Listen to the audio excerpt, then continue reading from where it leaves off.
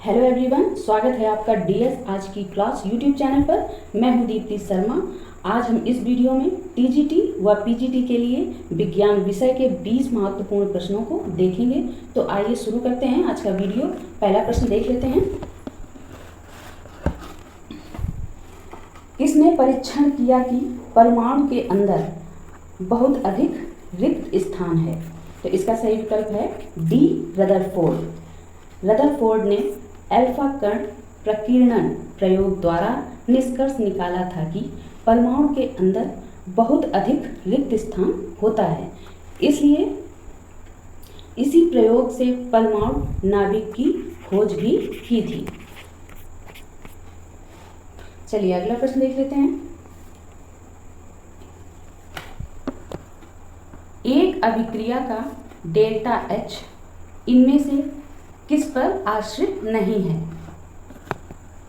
तो इसका सही विकल्प है बी, अनुगमित पथ। क्योंकि डेल्टा एच एक अवस्था फलन है, इसलिए यह अनुगमित पथ पर निर्भर नहीं करता है। याद रखिए, कोई भी अवस्था फलन प्रारंभिक और अंतिम अवस्था पर निर्भर करता है, अनुगमित पथ पर नहीं। चलिए अगले प्रश्न देखते हैं। निम्न में से कौन एक मात्रासिद्ध गुणधर्म है? तो इसका सही विकल्प है ए, एंथैल्पी।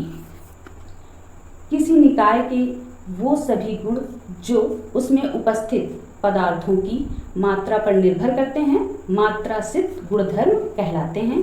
इस प्रकार एंथैल्पी एक मात्रासिद्ध गुणधर्म है। इसी प्रकार आयतन, द्रव्यमान, ऊर्जा,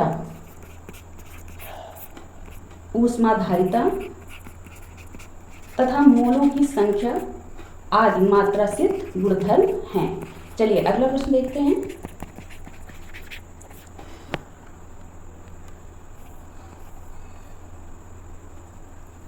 निम्न में से कौन अर्ध संश्लेषित बहुलक है? तो इसका सही विकल्प है डी, रेयान। इनमें से रेयान अर्ध संश्लेषित बहुलक है क्योंकि यह प्राकृतिक बहुलक के रासायनिक परिवर्तन द्वारा बनाया जाता है। चलिए अगला प्रश्न देखते हैं।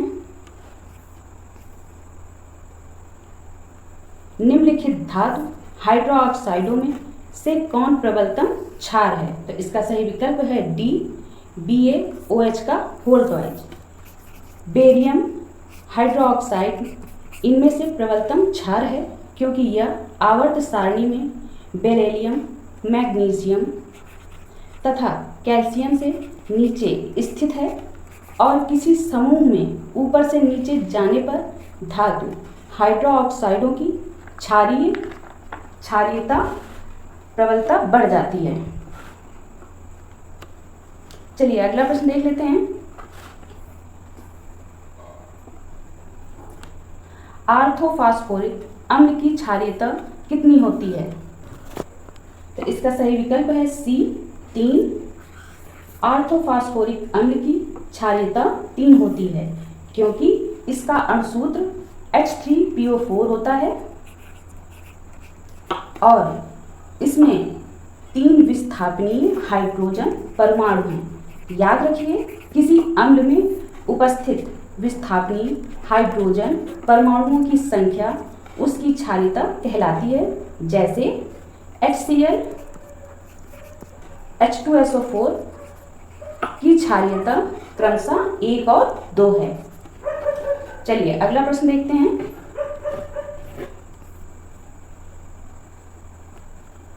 एक रेडियो एक्टिव तत्व की औसत आयु 216 दिन है। इसकी अर्धायु कितनी होगी? इसका सही विकल्प है ए, 150 दिन।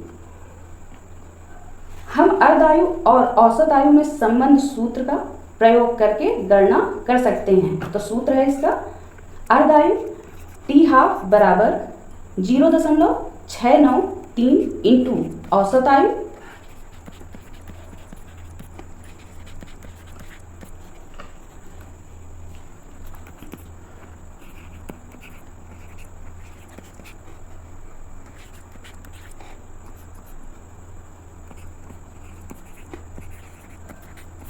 चलिए अगला प्रश्न देख लेते हैं।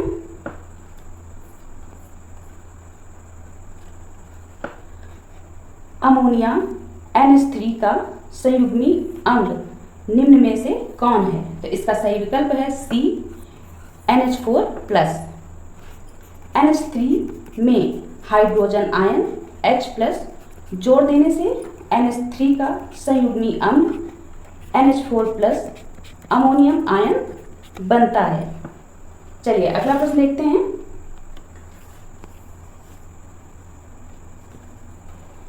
निम्न में से कौन अणुचुंबकत्व प्रदर्शित करता है? तो इसका सही विकल्प है B O2। ऐसे ठोस पदार्थ जिन्हें चुंबकीय क्षेत्र में रखने पर वो दुर्बल रूप से आकर्षित होते हैं किंतु बाह्य चुंबकीय क्षेत्र की अनुपस्थिति में अपने चुंबकीय गुण खो देते हैं, अणुचुंबकीय पदार्थ कहलाते हैं। जैसे magnesium, platinum, aluminium, oxygen, sodium आदि अणुचुंबकीय पदार्थ हैं। चलिए अगला प्रश्न देखते हैं। प्रथम कोट की अभिक्रिया की अर्धायु 300 सेकेंड है, इसका वेग स्थिरांक क्या होगा?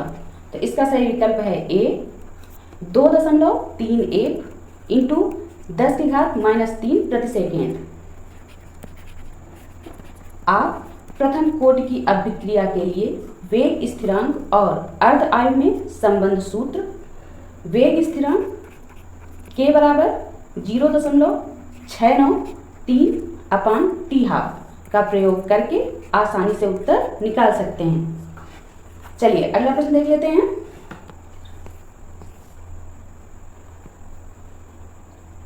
किसी रासायनिक अभिक्रिया में उत्प्रेरक का प्रभाव निम्न में से किसे परिवर्तित करना होता है? तो इसका सही विकल्प है B संक्रियण ऊर्जा। उत्प्रेरक किसी रासायनिक अभिक्रिया की संक्रियण ऊर्जा को परिवर्तित करता है। किसी अभिक्रिया की ऊर्जा को संक्रियण ऊर्जा कहते हैं।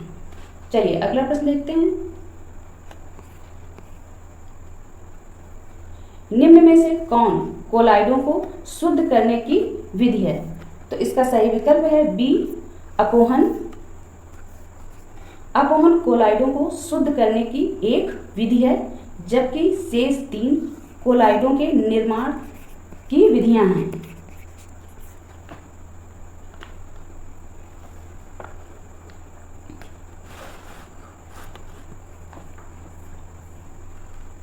चलिए अगला प्रश्न देखते हैं। जब घर्षण से किसी वस्तु को आवेशित किया जाता है तब उस वस्तु का द्रव्यमान अथवा भार, तो इसका सही विकल्प है C थोड़ा बढ़ या घट जाता है। घर्षण द्वारा वस्तु को आवेशित करने पर इलेक्ट्रॉनों से स्थानांतरण के कारण वस्तु का द्रव्यमान थोड़ा बढ़ या घट सकता है। यदि वस्तु पर बाहर से इलेक्ट्रॉन आएंगे तो यह ऋणावेशित होगी और इसका द्रव्यमान कुछ बढ़ जाएगा, और यदि वस्तु से कुछ इलेक्ट्रॉन बाहर निकल जाएंगे तो यह धनावेशित हो जाएगी और वस्तु का द्रव्यमान कुछ कम हो जाएगा। चलिए अगला प्रश्न देखते हैं।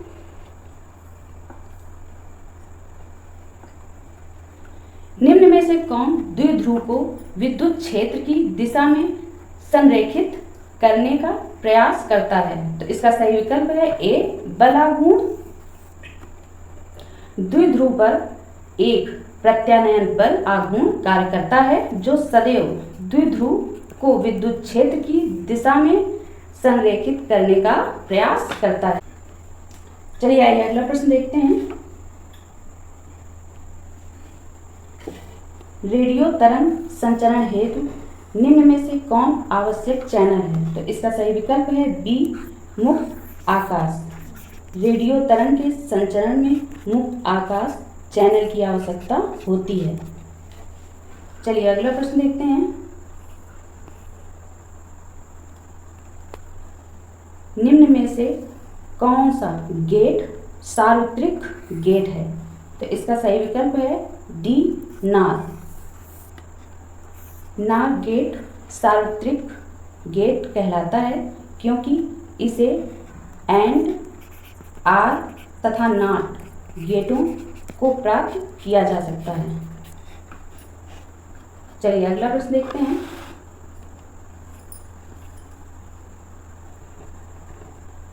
ट्रांजिस्टर की संरचना में प्रयुक्त सर्वाधिक सामान्य पदार्थ कौन सा है? तो इसका सही विकल्प है ए, सिलिकॉन। सामान्यतः ट्रांजिस्टर की संरचना में सिलिकॉन का प्रयोग किया जाता है। सिलिकॉन एक अर्धचालक पदार्थ है।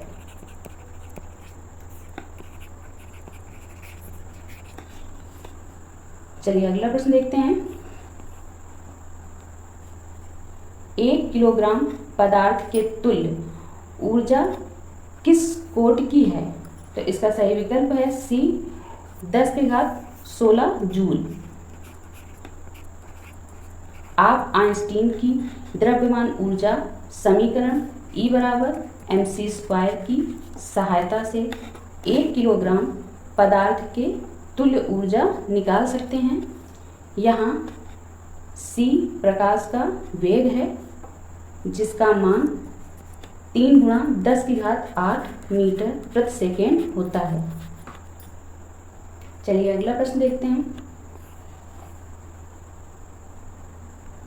रेडियो एक्टिव पदार्थ उत्सर्जित नहीं करते हैं। तो इसका सही विकल्प है ए, प्रोटॉन। रेडियो एक्टिव पदार्थ अल्फा कण अर्थात हीलियम का नाभिक, बीटा कण अर्थात इलेक्ट्रॉन और गामा किरणें विद्युत उदासीन किरणों को उत्सर्जित करते हैं, लेकिन नाभिक से प्रोटॉन का उत्सर्जन नहीं होता है। आइए अगला प्रश्न देखते हैं। मृदु व कठोर एक्स किरणों में भिन्नता होती है। तो इसका सही विकल्प है डी, भेदन क्षमता व आवृत्ति। 0.1 एंगस्ट्रॉम से 9 एंगस्ट्रॉम तक की तरंग दैर्ध्य वाली एक्स किरणों को कठोर एक्स किरणें कहते हैं, जबकि 10 एंगस्ट्रॉम से 100 एंगस्ट्रॉम की एक्स किरणों को मृदु एक्स किरणें कहते हैं। और इन दोनों प्रकार की किरणों में भेदन क्षमता और आवृत्ति दोनों में अंतर होता है। यदि आज का यह मेरा वीडियो आपको पसंद आया हो तो कृपया लाइक, शेयर और सब्सक्राइब अवश्य करें। यदि कोई सुझाव हो तो कमेंट अवश्य करें। धन्यवाद।